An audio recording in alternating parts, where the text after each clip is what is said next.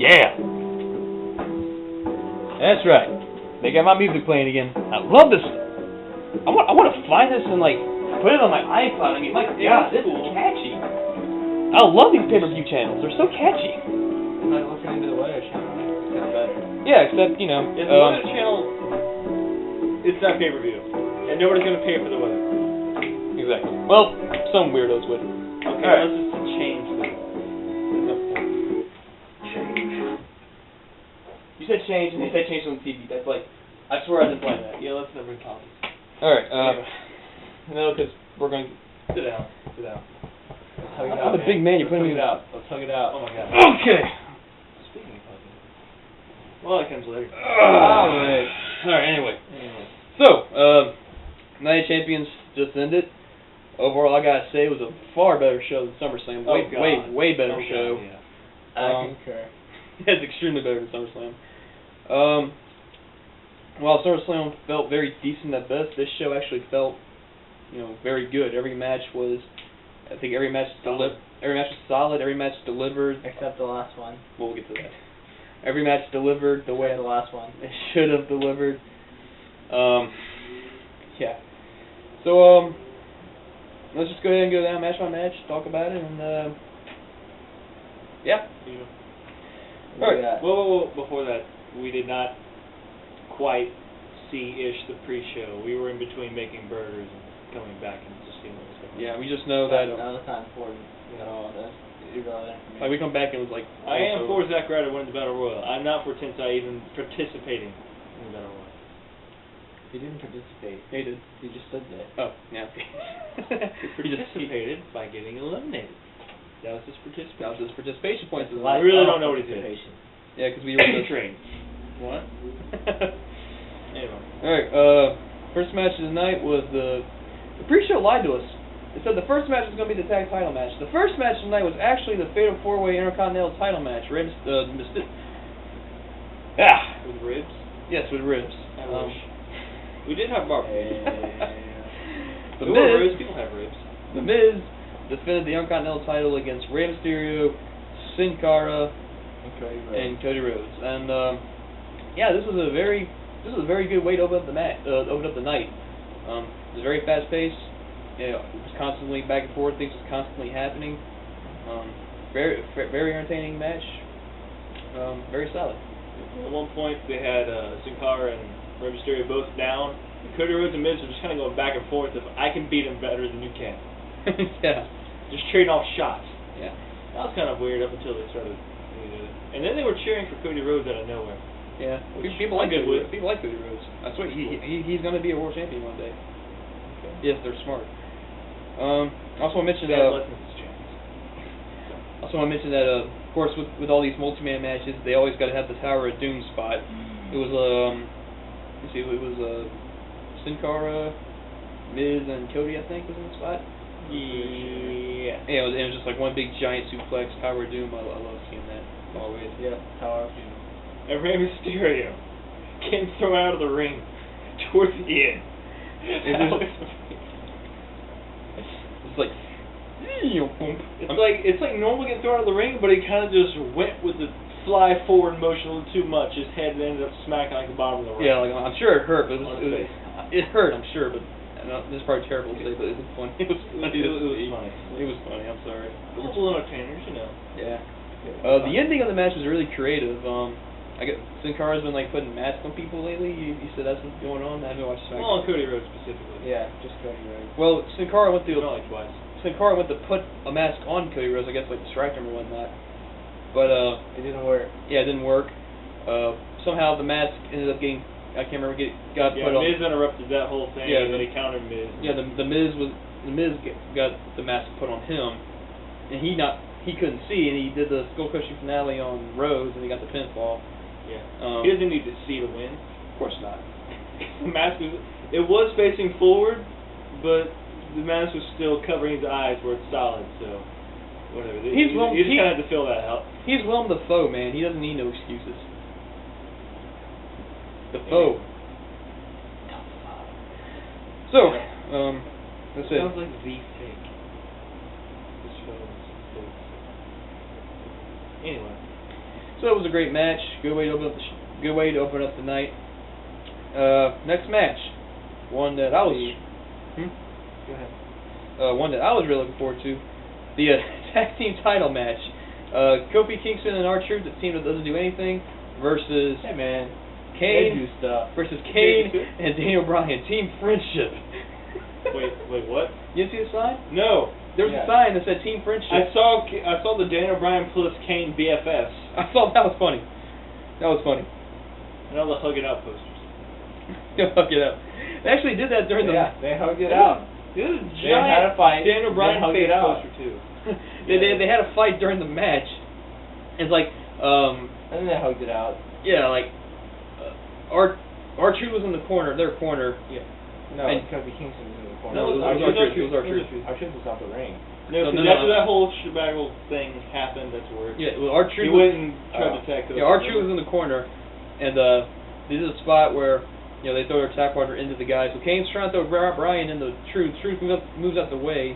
Bryan hits the he tries corner. to do a drop kick and ends up like smacking Yeah, back Truth with his legs. rolls out the ring. We don't know where Kofi went. I think he disappeared. Probably went backstage, got a He was pretzel or conveniently something. off camera.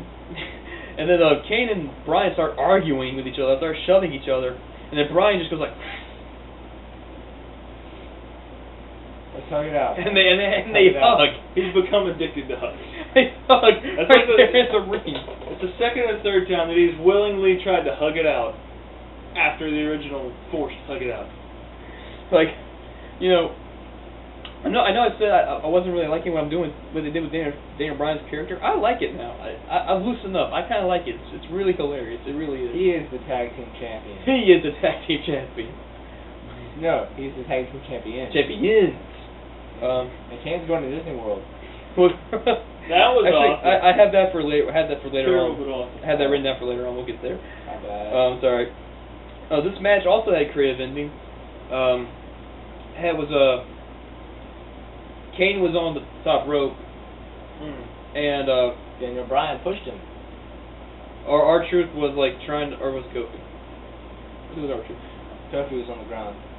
He pinned Kofi, I believe. Yeah, so Kofi was there trying to like pull Kane off, but Daniel Bryan actually grabbed Kane's foot, which prevented him from being pulled off, and then so he fell. But Kofi fell, and then they start arguing again, and Bryan just pushes Kane off, and Kane lands on Kofi. 1, 2, 3. We got new tag team champions. There was when They had an argument about who was the tag team champion.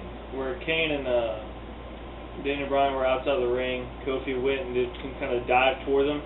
Made it very clean. Even landed on his feet getting out of it pretty much. Except for the barely touched Daniel Bryan, but it was still cool.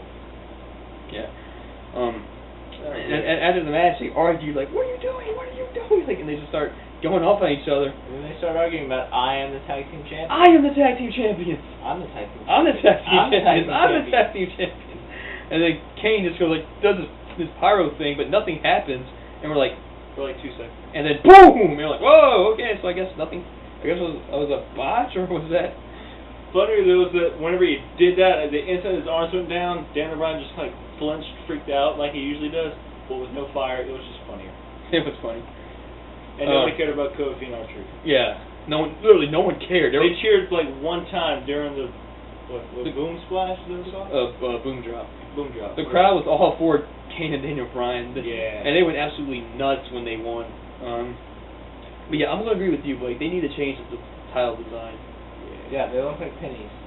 They do. They really do. What happens, like, I want to see, like, the old school title design, where it had the square, had the globe in the middle. I don't know what I'm talking about.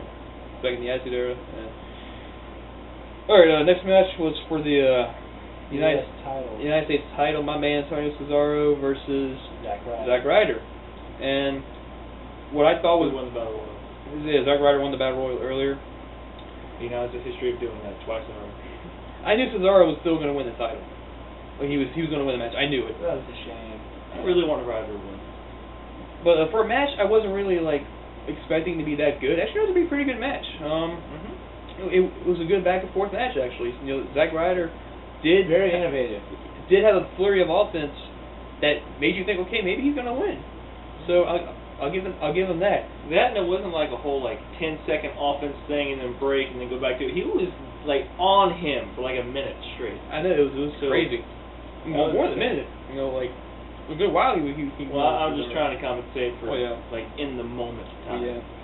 And apparently he's been doing this spot, but like when Cesaro just tossed Ryder up and then God. like uppercut and like God. It was a Shoryuken, except Zack Ryder's going down instead of Antonio going up. But like, how did Ryder's nose how did it not shatter or nothing? I mean, like, God. Well, he didn't smack his nose either.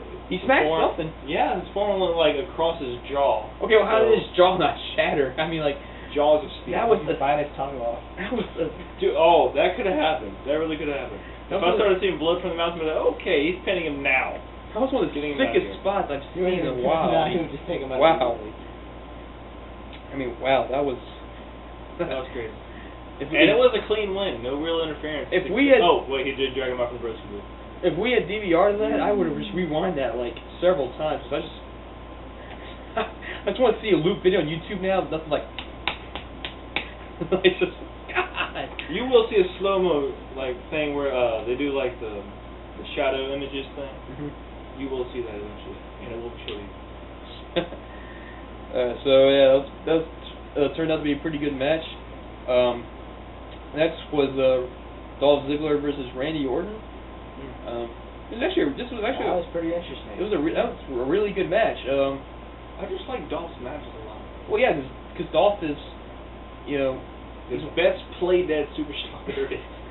Yeah, Dolph. He's great in the ring. He's great in the mic. He sells like, oh my God, he sells amazingly. Almost as good as he Daniel always Bryan. looks like he was about to pass out while brawling. And that, almost as good as Daniel Bryan. He can make anyone look like, oh my God, he's really hurting this guy. Yeah. Like, no matter who it is, he can just, like, really sell it well. And that's why I don't really understand why is Ziggler... Is that your phone? Yep. Who would it be? Background music, go. You want to get that? You want to get that? Here's the lead frame, please. Go! Get out the frame! Get! It's all first line. It's all part of the point.